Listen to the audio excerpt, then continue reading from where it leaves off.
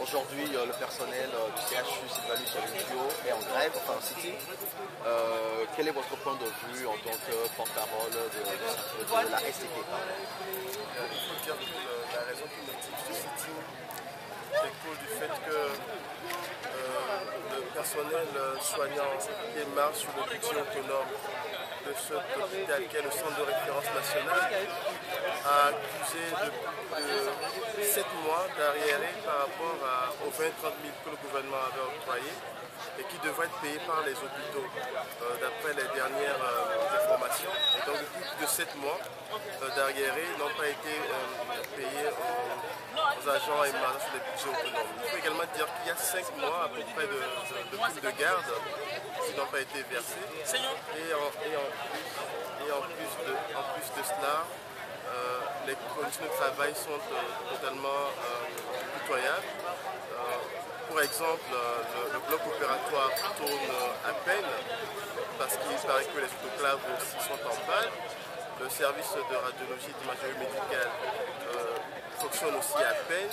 Le scanner est en panne, donc quand les accidentés arrivent, ils sont obligés d'aller faire les radios en ville, dans les privés, pour revenir ou bien au CHU campus.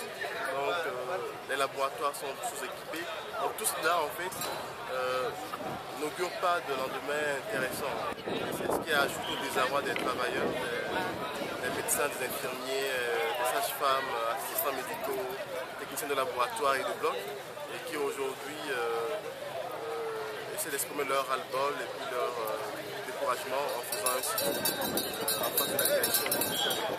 Ce constat, c'est seulement au niveau du CHU Sylvanus Olympio ou bien c'est sur l'ensemble du territoire? Il faut dire que c'est un constat qui est général, mais le Synfot étant structuré, nous avions des bureaux locaux dans tous les hôpitaux.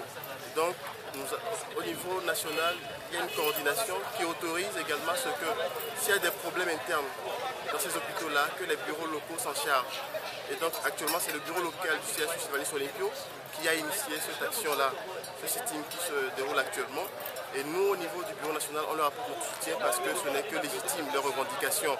On ne conçoit pas que les gens puissent avoir 7 mois d'arriéré et que les conditions de travail au jour le jour se dégradent. Et ce n'est pas très bon pour l'image de ce CHU-là qui est le centre de référence national.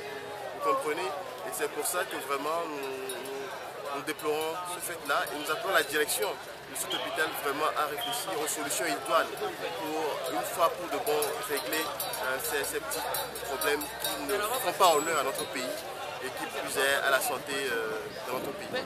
Que répondent les autorités? Moi, je pense que les autorités sont en négociation avec le bureau local. J'espère qu'en ce mois de décembre, qui est un mois délicat parce que c'est des périodes de fête et que la population a besoin vraiment de l'attention des agents de santé pour les soigner au cas où, qu'en ce mois-là on ait des débrayages, ce n'est pas intéressant. Donc nous souhaiterons que la direction puisse faire amende honorable et puisse rapidement au moins apporter un début de réponse, de solution à leurs préoccupations, à leurs revendications pour que le mouvement qui a commencé aujourd'hui ne s'aggrave pas et ne connaisse pas d'un lendemain pas intéressant pour le pays. Le chef du gouvernement estime toujours qu'il n'est pas informé de tout ce qui se passe. A priori, ça peut se comprendre, mais je pense que ceux qui doivent l'informer sont là.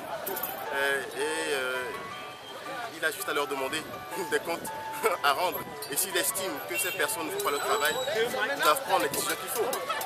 Je ne pense pas que c'est à moi de leur dire ce qu'il faut faire, mais nous, justement, le gars, on peut comprendre ce qu'il y a à faire quand quelqu'un qui vous doit des comptes ne le fait pas. Si vous n'avez pas de suite favorable? S'il n'y a pas de suite favorable, je pense que les gens prendront une décision et vous serez les premiers à être informés de la suite à donner à ce mouvement. Merci beaucoup. C'est moi qui vous remercie.